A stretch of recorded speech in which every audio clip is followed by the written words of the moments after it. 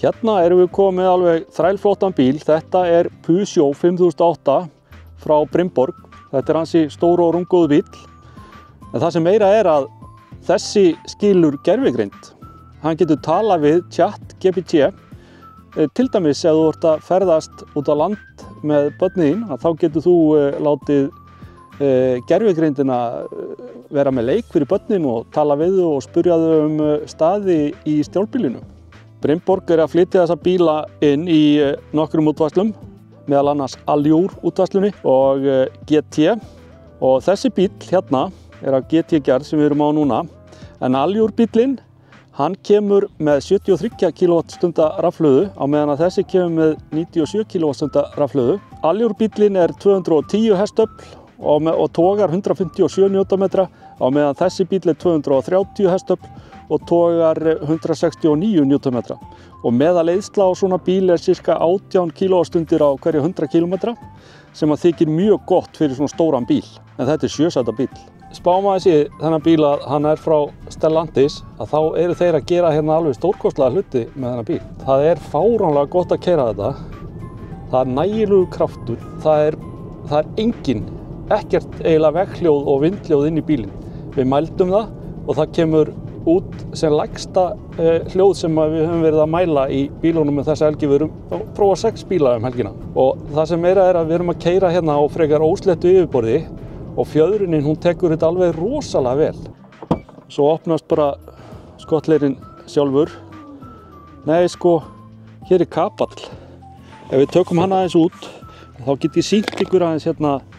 Hér erum við 259 lítra pláss sem er bara þokkalega stórt skott í þessum minni sportjeppum í dag. Og hérna er líka geymslurými hérna undir. Ef við setjum svo þessi sæti hérna niður, svona, og þá erum við komið með 748 lítra hérna. Og ef við tökum síðan hérna miðjubekki niður alveg, þá erum við komið með 815 lítra. Hins vegar þá skákar engin Teslunni, en það er eins og tónleikasalur að setjast aftur í þann bíl eða sem sagt skottið á honum. En þessi er mjög fjölhæfur. Hérna erum við með sæti fyrir 7 einstaklinga. Þetta er Peugeot hönnun, maður sér það. Já, þegar við notum cruise controlið, Adaptive Cruise Control, það er alveg 100% á honum. Það virkar frábærlega og þú finnur ekkert að hann sé að rykka í stýri hjá þér eða eitthvað svoleiðis í akreina stýringunni og hérna sem er pirrandi á sumum bílum.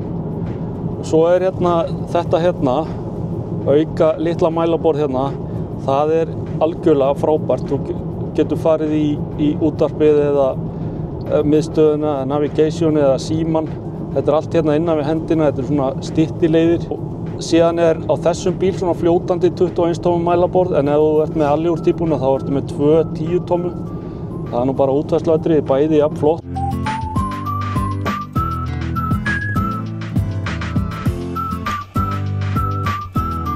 Jæja, Matilda.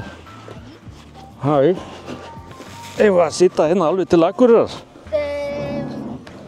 Vá, þetta er bara... Þetta er kósí. Þetta er kósí, þetta er bara fín. Sjáðu, svo er þetta öryggisbelti fyrir þann sem er hér. Og svo er öryggisbelti líka fyrir okkur hérna aftur í. Sem getur spennt okkur með. Og það er fínt að sitja hérna. Já, það er lítið pláss fyrir fæturinn. Já, það er alveg nóg pláss fyrir þig vegna þess að mínar fætur hérna geta alveg verið hérna. Og ég er 1,87 og þessar löngu lappir hérna. Og svo er eitt annað hérna, sjáu þið. Það er þetta rými hérna. Það er ekkert mál hérna með höfurými hérna aftur í fyrir mig.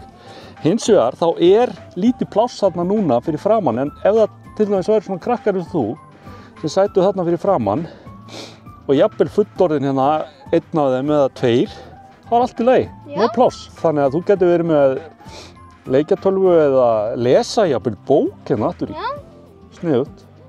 Ég les þegar ég er að fara eitthvað starf, þá les ég bók. Já.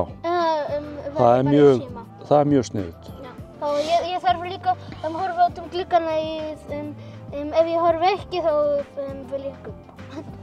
Já, bílveik. Svo er hérna 12 V tengi hér. Já, þetta stingi sambandan það líka. Þetta er alveg rosa flott. Og líka ég held geta það ekki verið brúsa hér. Já. Sniðugt.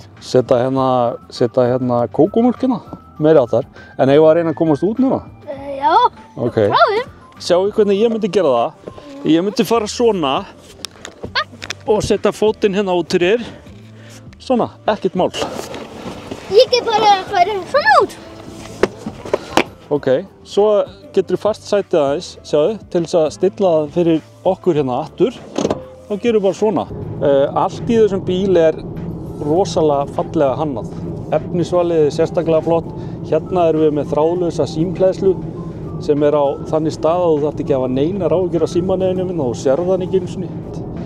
Það er skinnvætt þetta stýri, þannig að ef þú setur hann í sportstillingu, ég breyti hérna akstursstillingunum, ég er í normal núna, set í sport, gefa aðeins í, þá verður hann bara aðeins þyngri í stýrinum. Mér finnst þetta æðisleg tilfinning þegar þú gefur aðeins í á honum. Þessi bíll er að fá alveg rosalega góða einkunn hjá okkur hjá bílablogginum. Peugeot 5008, meiri áttar bíll. Þetta bara er eins og að setjast í tannlæknastól. Þetta er svo þægileg sæti hérna aftur í. Það er eiginlega sama tilfinning að setjast í aftursætinu eins og að sitja fram í. Þau halda alveg fullkomlega við, hérna bæði hérna rassinn og bakið. Hérna erum við með stillinga fyrir miðstöðuna. Þetta hækka og lækka hérna. Það er nú plast yfir þessu ennþá því að bíllinn er svo nýr. En það er þetta hækka og lækka. Og hérna eru 12 volta tengi og síðan eru 2 USB-C tengi hérna tilbúin til þess að vinna fyrir okkur hleðsluverkefni þegar við erum eitthvað á ferðinni. En hér er virkilega þægilegt að sitja og svo erum við með svona armpúða hérna í miðjunni á litla sætinu. Þetta eru 40, 20, 40 skipting og þetta er æðislegt. Það er náttúrulega ekki að tala um plássi, það er 100% hérna, en svo er sætin það há hérna, framsætin, að það er hægt að koma fótunum alveg langt undir hérna. Þannig að svo er hægt að halla hérna mismunandi sætunum, svona. Svo eru sætin og sleða hérna líka, hægt að færa þau fram og tilbaka.